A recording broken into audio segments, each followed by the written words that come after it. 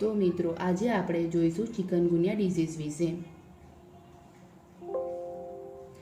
જોઈશું આપણે ઇન્ટ્રોડક્શન કે ચિકનગુનિયા શું છે. તો તે મોસ્કીટો બોર્ન વાયરલ ડિસીઝ છે કે શેના કારણે થાય તો ચિકનગુનિયા વાયરસના કારણે, જે આલ્ફા વાયરસ છે.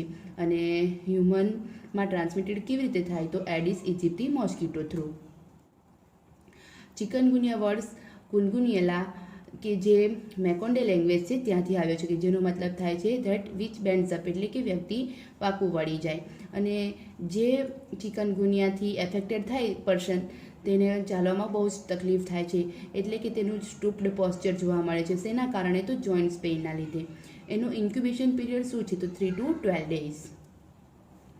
ચિકનગુનિયા ટ્રાન્સમિશન કેવી રીતે થાય તો જે ઇન્ફેક્ટેડ પર્સનને મોસ્કીટોએ બાઇટ કર્યું હોય, એ મોસ્કીટો જ્યારે હેલ્ધી પર્સનને બાઇટ કરશે ત્યારે તેમાંથી લાર્વા યાની કે વાયરસના લીધે ચિકનગુનિયા થશે.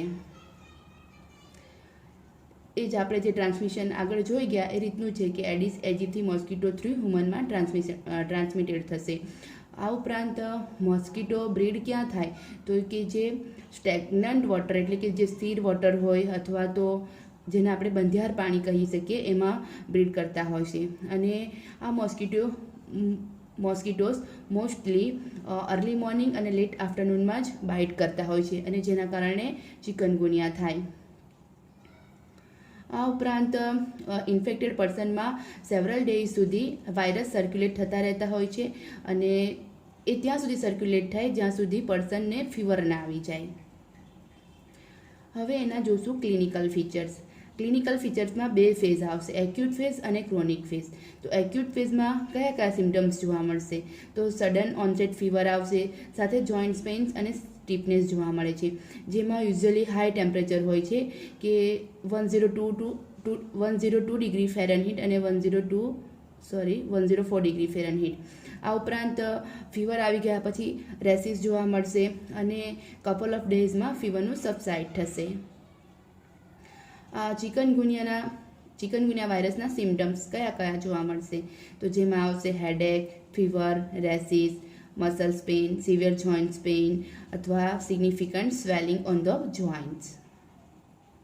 આ ઉપરાંત બીજા સિમ્ટમ્સ પણ ઇન્ક્લુડ થશે, જેમાં આવશે headache, muscles pain, nausea, vomiting, fatigue, mouth ulcer, conjunctivitis, loss of taste અને લોસ ઓફ એપેટાઇટ એક્સેટ્રા, કે જે છેલ્લા 5 થી 7 દિવસ સુધી જોવા મળે છે. Chronic phase. હવે ક્રોનિક ફેઝમાં કયા કયા સિમ્ટમ્સ જોવા મળે તો જેમાં મલ્ટિપલ જોઈન્ટ પેઇન થાય, અને જે વીકથી લઈને વર્ષ સુધી પરસિસ્ટ રહેતા હોય છે. આ ઉપરાંત 95% એડલ્ટમાં સિમ્ટોમેટિક જોવા મળે છે, કે જેમાં વીકથી લઈને મંથ સુધી. આ ઉપરાંત એડલ્ટમાં લોસ ઓફ મોબિલિટી થાય છે. આ ઉપરાંત ફિંગરની મૂવમેન્ટ ડિક્રીઝ થઈ જાય છે, જેમાં રિકરન્ટ જોઈન્ટ પેઇન્સ પણ જોવા મળે છે 30-40%. આ ઉપરાંત તેમાં ડેથ રેરલી હોય છે, અને મોસ્ટલી કેવા લોકોની ચિકનગુનિયા થાય તો જે 65 યર્સ એજ હોય અથવા સ્મોલ ચિલ્ડ્રનમાં વધારે જોવા મળે છે.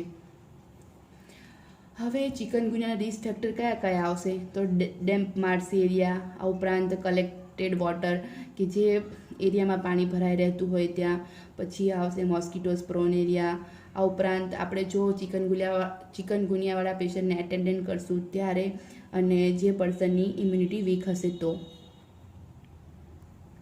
આ ઉપરાંત ઇન્ફેક્શન મધર ટુ ન્યૂબોર્નમાં પણ ફેલાય છે ડ્યુરિંગ ડિલિવરી.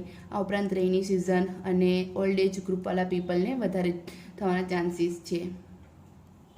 હવે જોઈશું કોમ્પ્લિકેશન.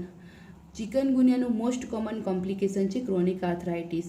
આ ઉપરાંત રેર અને સિરિયસ કોમ્પ્લિકેશનમાં જોવા મળશે ઇન્ફ્લામેશન ઓફ હાઈ, acute kidney disease, stroke and paralysis, severe large skin lesions, અને રેરલી ડેથ પણ જોવા મળે છે.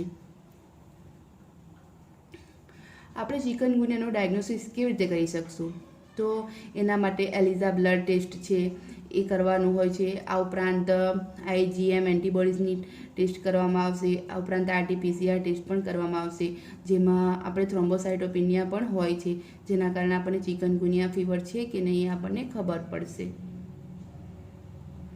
હવે જોઈએ ટ્રીટમેન્ટ. જેની સ્પેસિફિક કોઈ ટ્રીટમેન્ટ નથી, પરંતુ આપણે સાઇન એન્ડ સિમ્ટમ્સ આધારે આ ઉપરાંત જેના sign and symptoms mostly self limiting હોય છે કે જે જાતે જ સારા થઈ જાય. આ ઉપરાંત જેની પ્યોરલી સિમ્ટમેટિક સપોર્ટિવ કેર કરશું. આ ઉપરાંત રેસ્ટ અને ન્યુટ્રિશન આપશું, જેમાં એનાલ્જેસિક્સ પણ આપી શકાય. એન્ટીપાયરેટિક્સ અને ફ્લૂઇડ સપ્લિમેન્ટેશન મોસ્ટ ઇમ્પોર્ટન્ટ છે. શેના માટે? તો ઇન્ફેક્શિયસને મેનેજ કરવા માટે. જેમાં ચિકનગુનિયાવાળા પેશન્ટને ફીવર તો હશે, જેના કારણે આપણે પેરાસિટામોલ આપી શકશું. આ ઉપરાંત non steroidical anti inflammatory drugs commonly use થાય છે સિમ્ટમેટિક રિલીફ માટે, જેમાં સપોર્ટિવ કેર પણ જરૂરી છે. જેમાં આ એક્યુટ જોઇન્ટ પેઇનના સિમ્ટમ્સ હશે તો આપણે રેસ્ટ રાખવા માટે કહીશું.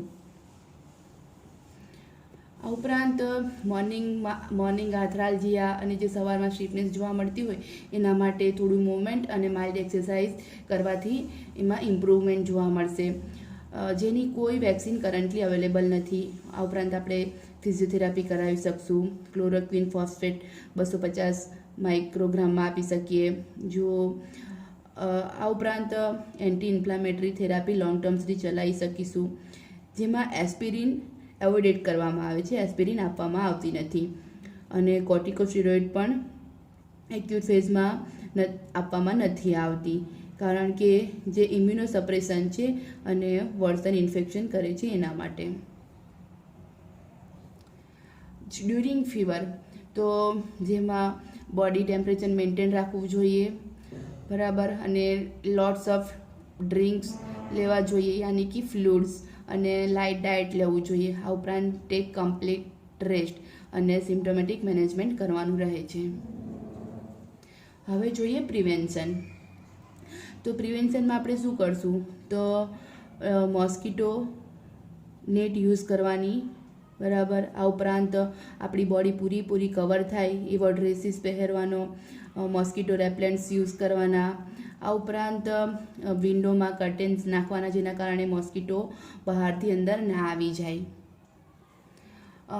જ્યાં કલેક્ટેડ વોટર હોય તેને ડ્રેઇન કરવાનું, બરાબર, ઘરની આજુબાજુ વગેરેથી. આ ઉપરાંત આપણે બાયોલોજિકલ મેથડ્સનો યુઝ કરી શકીએ, જેમાં પોન્ડ્સ કે જેમાં ગપ્પી ફિશ હોય જે મોસ્કીટો લાર્વાને ખાઈ જાય છે.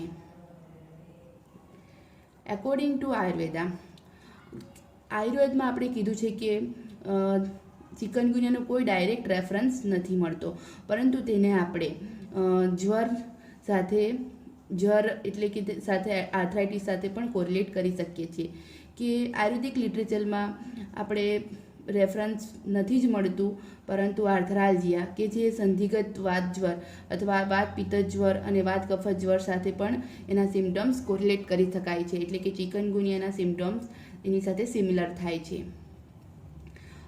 અને ભાવપ્રકાશે સંધિગત જ્વર કીધું છે કે જેને આપણે ચિકનગુનિયા સાથે કોરિલેટેડ કરી શકીએ છીએ. અને સંધિગત જ્વરના લક્ષણ પણ જોવા મળશે, ફીવર અને જોઈન્ટ પેઇન અને સ્વેલિંગ, જે આપણને ચિકનગુનિયામાં પણ જોવા મળે છે. હવે આપણે આયુર્વેદ ટ્રીટમેન્ટ શું કરશું? તો મોસ્ટલી ચિકનગુનિયા ફીવરને ટ્રીટ કરવા માટે કેટલીક આયુર્વેદિક મેડિસિન છે કે જેમાં યોગરાજ ગુગુલુ, રાસના પંચકવાત, સુદર્શન ઘનવટી, નિમતોઅકવાત, પીપલી ચૂર્ણ, આ બધી આપણે ઓરલી યુઝ કરશું. જ્યારે એક્સટર્નલ લેપ એટલે કે જોઇન્ટ્સ પેઇન હશે, સ્વેલિંગ હશે, ત્યાં આપણે ગુગુલુ લેપ યુઝ કરી શકીશું. આ ઉપરાંત માઇક્રો ઓર્ગેનિઝમ્સ અથવા મોસ્કીટોને દૂર કરવા માટે આપણે ફ્યુમિગેશન પણ કરી શકશું. જેમાં ચરક સંહિતામાં અષ્ટાંગ ધૂપ જે મેન્શન કર્યું છે એનો આપણે ફ્યુમિગેશનમાં યુઝ કરી શકીએ. કે અષ્ટાંગ ધૂપમાં શું આવશે? તો ગુગુલો, નીમપત્ર, વચા, કુષ્ઠ, હરિતકી, યવ, સરસપ અને ઘ્રીત. Thank you.